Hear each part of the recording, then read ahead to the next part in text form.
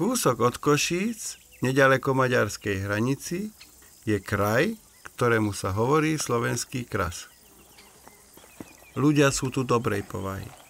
Príroda je čistá a čas tu beží nejako pomalšie. Po tunajších planinách chodievam celý život. Zbieram rozprávky, povesti a legendy, na ktoré sa málom zabudlo. Poďte so mnou, vezmem vás na miesta, kde sa tieto kúzelné príbehy zrodili.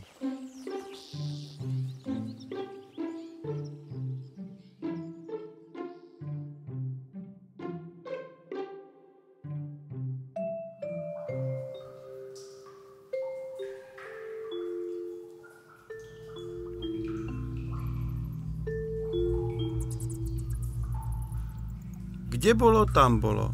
Za 7 horami, za 7 dolami bola raz krajina, ktorá sa volala Gemersko. V tej krajine sa dávno, pradávno stal zázrak.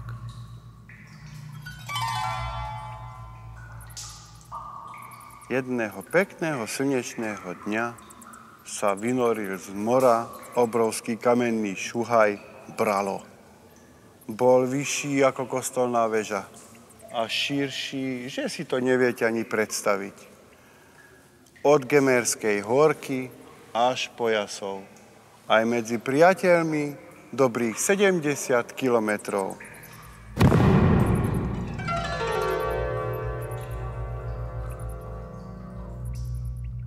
Chodili mu na obdiv zo široka ďaleka. Jedného krásneho dňa prišla sa na neho pozrieť aj krehučká a prítulná slečna Vodička. Stalo sa, čo sa nemalo.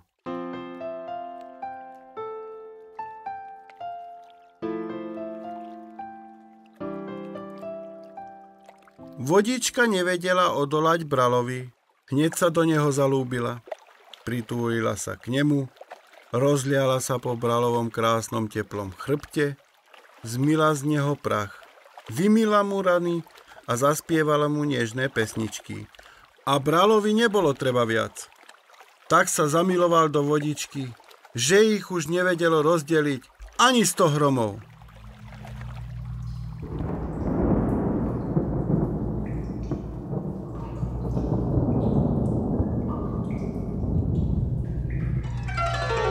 Silný král kamenného sveta burácal od hnevu. Čo ste to len vymysleli? Bralo je kameň, silný a nepodajný. Vodička je mekučká a krehučká. Nič dobrého z takého vzťahu nevzíde. Keďže svet ich lásku neuznal, ukryli ju pred svetom.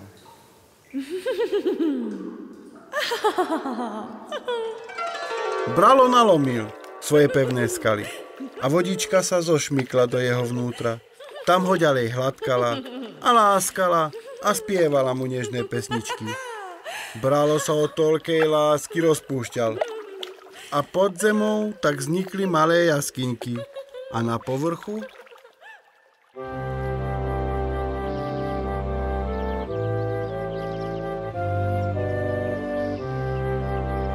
Bralov chrbát zarastra tráva, kry a stromy. Rostú tu kvietky, aké ešte nikto nikde nevidel. Motýly, ktoré majú oči aj na krídlach. Jašteričky ako Tyrkisové more. Vtáčiky, tisíce spevov.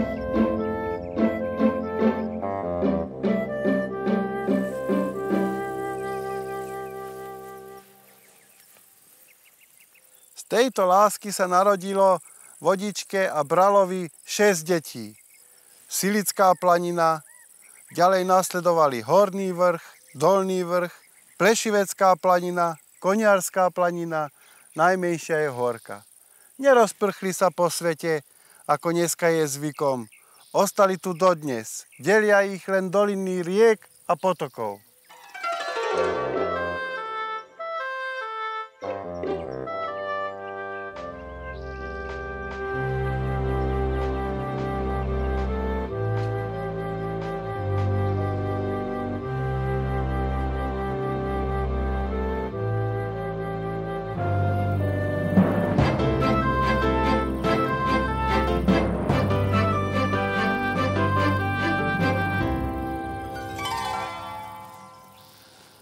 Onoho času za panovania kráľa Mateja Korvina sa raz stalo, že usporiadal obrovskú hostinu pre šlachtu krajiny.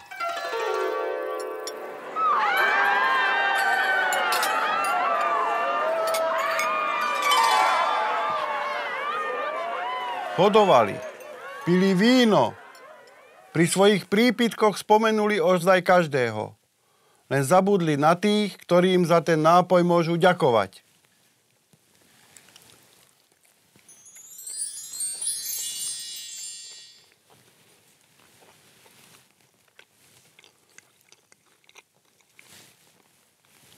Král mlčal počas celej hostiny, ale o chvíľu sa ozval. Páni moji, poďme sa pozrieť na vinice, ako v nich pracuje ľud. Tak sa aj stalo. Pánom sa nepáčil tento nápad, ale keďže to bolo kráľovo prianie, tak ho nasledovali. Prišli na miesto, kde mnoho ľudí usilovne pracovalo vo vinici. Zrazu kráľ zobral do rúk motiku a začal okopávať korenie viniča. A pritom sa prihovára k pánom. Tak páni, kto z vás má rád víno, nech opakuje po mne. Či chceli, či nie, každý z nich si vzal motiku do rúk a kopali. Ale kráľ si prijal, aby kopali z kopca z hora nadol, čo bolo veľa obťažnejšie. Po krátkom čase sa páni vysílili a jeden z odvážnejších hovorí kráľovi. Kráľ môj, čo to s nami stváraš? Však všetci to od tej roboty umrieme.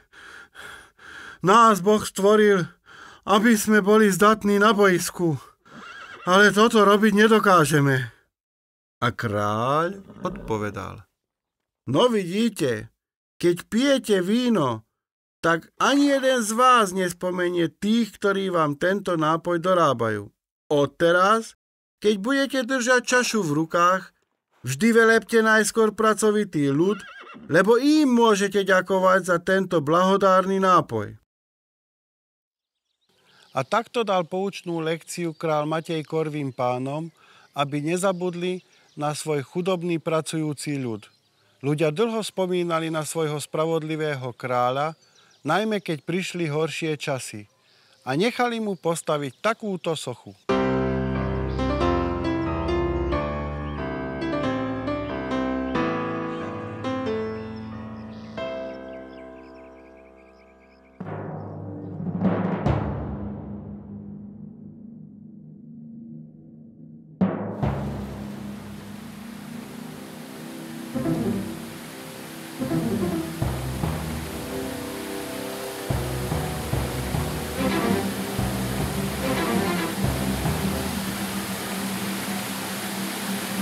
Tento príbeh sa odohral za času vpádu Tatárov do našich krajov. Bola to doba strachu, hrôzy a ukrutnosti, ktoré páchali Tatári, kamkoľvek vkročila ich noha. Král Bela IV. Vydal rozkaz, aby všetci bojaschopní muži nosili za sebou krvavú meč, aby sa postavili na odpor nepriateľovi.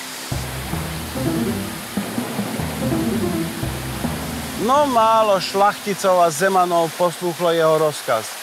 Došlo k rozhodujúcej bitke pri rieke Slanej, kde uhorské vojská boli porazené a sám kráľ o vlások unikol smrti. Po namáhavej ceste, plnej nebezpečenstva, dorazil do Jablonova. No a ani tu nenašiel bezpečie. Ešte v tú noc kráľ vyrazil sem do Hrhova. Bola hlboká noc.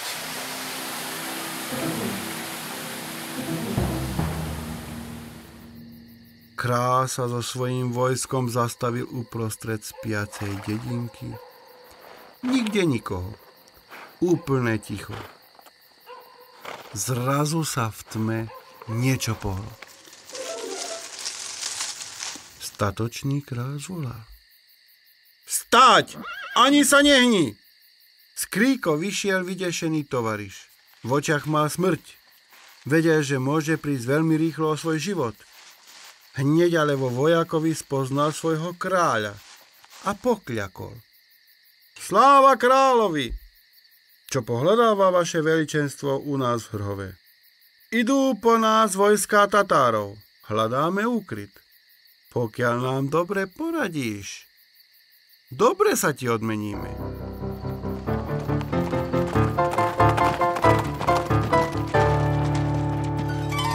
Dedinčan priviedol kráľa s družinou tam, na Holubiu skalu. Tam sa schovávali niekoľko dní. Viete, čím sa živili?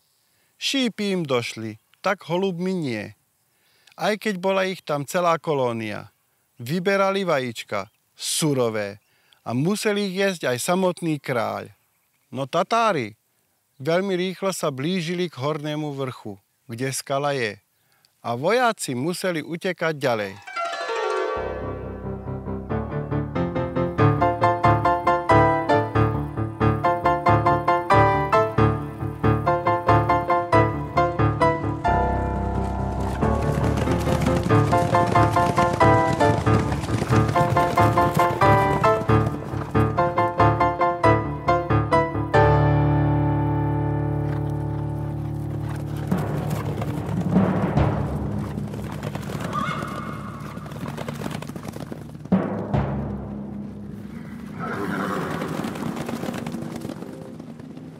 Zádielská tiesňava ukrýva toľko skál, že by sa tu mohla schovať celá armáda. Práve preto toto miesto zvolil Béla ako ďalší úkryt. Každý sa schoval, kde mohol, a Bélo, keď ostal o samote, našiel dieru do skaly, jaskyňu. Strkal sa dnu a všimol si, že akurát tam začína prijať pavúk svoju sieť. Rýchlo sa pretiahol dnu do jaskyne a čakal. Tí sprostí Tatári ho potom hľadali. A keď došli k jaskyni, no ani nešli, lebo už bol celý vchod zatiahnutý pavučinou. Kráľ od strachu nedýchal.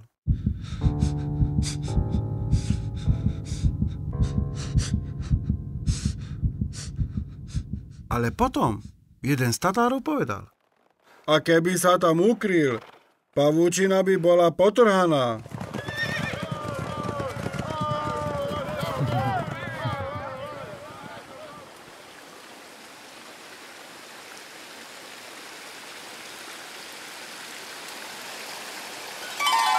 Keby bol Béla zabil toho pavúka, pavúk nedopriadol svoju sieť, bolo by to obrovské nešťastie. Krajina by zostala bez panovníka. Údajne odvtedy sa tvrdí, zabiť pavúka prináša nešťastie.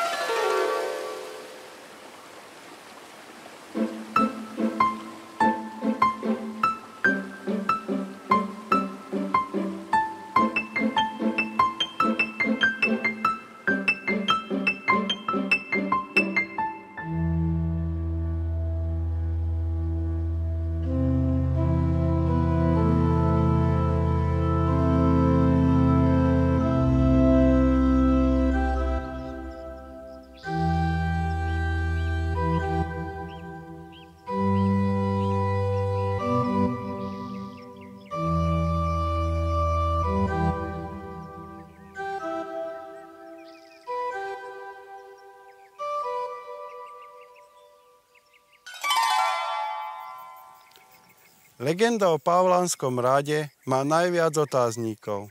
Dodnes sa nevie, čo je pravda a čo ľudia za storočia vymysleli. Aj o tejto kaplnke svätej Anny, neďaleko Hrušova, sa hovorí, že patrila Pavlánom.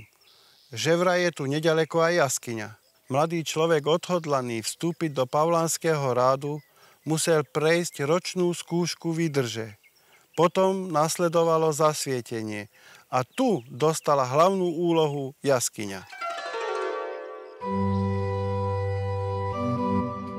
Tam v hĺbke sa nachádzala kamenná truhla, do ktorej zavreli mladého odhodlaného človeka. V tej trúle človek sa dostal do mimozemskej sféry.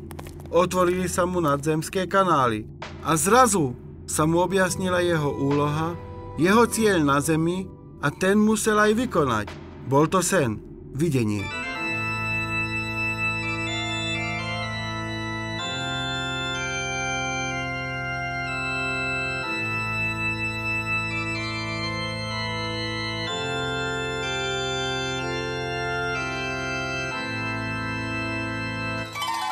Z gotického kláštora Paulánov v obci Slavec sa zachoval len krátky úsek južného múru lode kostola. Za dob najväčšej slávy mal kláštor obrovské majetky. Patrili mu najlepšie vinohrady, pole, mlyn i veľký poklad. Práve preto lákali tunajšieho lúpežného šlachtica Juraja Bebeka. Paulánske kláštory boli zničené na Slovensku skoro všetky. Nikto nevie prečo. A to je ďalšia záhada tohoto rádu. Nevieme ani to, kde majú mnísi svoje hroby. Pri kláštoroch nikde neboli. Ich pozostatky sa nikde nenašli. Legenda hovorí, že mŕtvi mnísi čakali na svoje znovuzrodenie. Bolo to taký v Gombaseku? Cintorín sa nezachoval. V blízkosti je opravdu jaskyňa, Gombasecká. Toľko o paulánskych legendách. Koľko je v nich pravdy, nechám na vás.